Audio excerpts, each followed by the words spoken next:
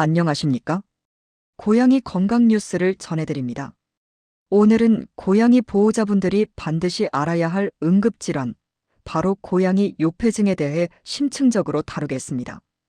특히 중성화된 수컷 고양이에게 빈번하게 발생하며 생명까지 위협할 수 있는 심각한 질환이므로 각별한 주의가 필요합니다. 이 질환에 대한 정확한 이해와 빠른 대처가 우리 고양이들의 생명을 지키는데 결정적인 역할을 합니다. 자, 그럼 고양이 요폐증에 대해 자세히 알아보겠습니다. 먼저, 고양이 요폐증이란 무엇인지 정확히 짚어보겠습니다.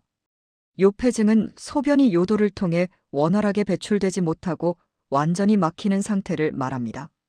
쉽게 말해, 소변길이 막혀서 고양이가 소변을 전혀 보지 못하는 응급 상황입니다. 이 상태가 지속되면 방광에 소변이 계속해서 차오르게 되고, 이는 매우 심각한 결과를 초래합니다. 방광이 과도하게 팽창하면 신장에 압력을 가해 신장 기능을 급격히 저하시킬 수 있습니다. 또한 체내에 축적되는 노폐물과 전해질 불균형으로 인해 혈액 내 칼륨 수치가 비정상적으로 상승하는 고칼륨 혈증이 발생할 수 있습니다.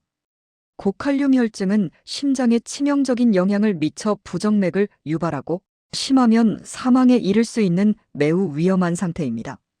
수의학계에서는 고양이 요폐증이 발생한 후 24시간에서 48시간 내에 적절한 치료가 이루어지지 않으면 생명이 위독해질 수 있다고 경고하고 있습니다.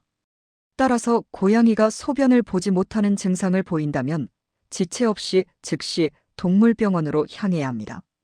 절대 간과해서는 안 될 고양이 요폐증의 주요 원인들을 살펴보겠습니다. 첫 번째이자 가장 흔한 원인 중 하나는 요결석, 즉 소변 내 미네랄 결정입니다.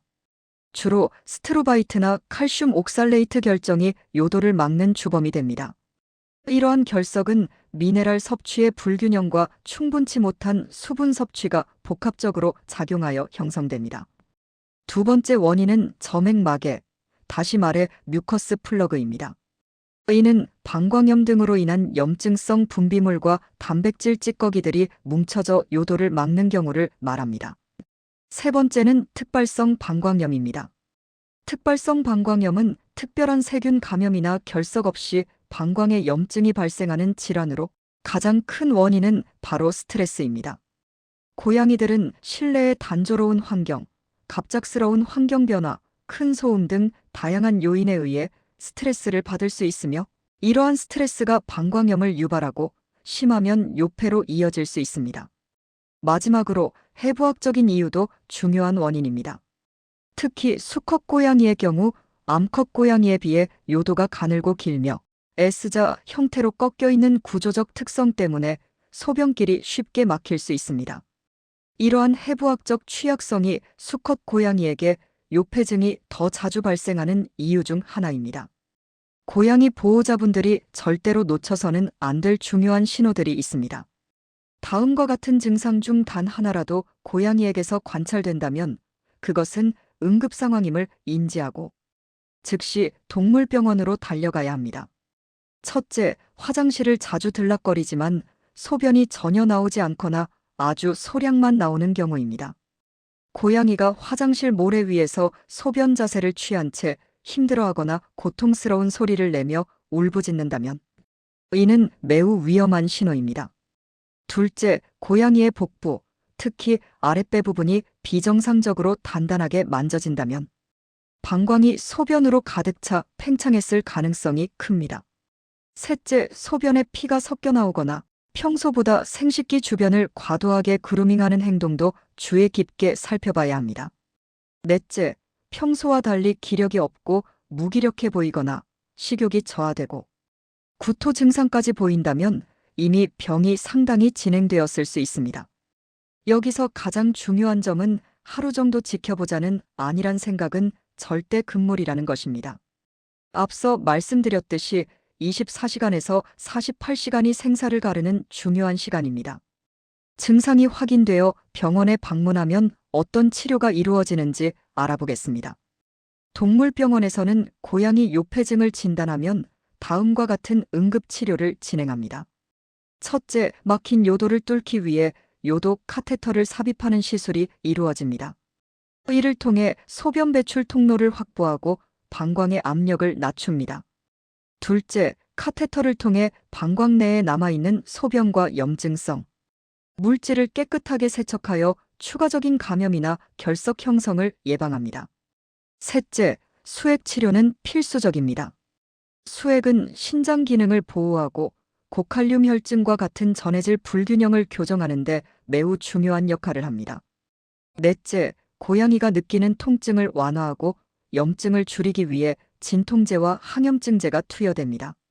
만약 세균 감염이 의심되면 항생제도 함께 처방될 수 있습니다. 만약 고양이 요폐증이 반복적으로 재발하여 만성적인 문제가 된다면 수의사는 회음부 요도조루술, 즉 피유 수술을 권유할 수 있습니다. 이 수술은 요도의 끝부분을 넓혀 재발 위험을 현저히 낮추는 데 목적이 있습니다. 하지만 요폐증을 한번 겪은 고양이는 안타깝게도 재발률이 매우 높습니다. 특히 특발성 방광염이 원인이었던 경우에는 생활 환경 관리가 재발 방지의 핵심이라고 할 수 있습니다. 따라서 치료 후에도 보호자의 지속적인 관심과 노력이 중요합니다. 무엇보다 예방이 가장 중요합니다. 고양이 요폐증 예방을 위한 핵심적인 방법들을 지금부터 자세히 알려드리겠습니다.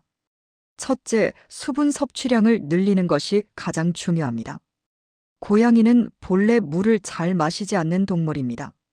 따라서 습식 사료를 병행하여 수분 섭취를 자연스럽게 늘려주는 것이 좋습니다.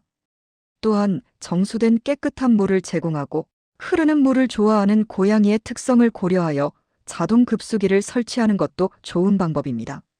집안 여러 곳에 물그릇을 배치하여 고양이가 언제든지 쉽게 물을 마실 수 있도록 환경을 조성해야 합니다.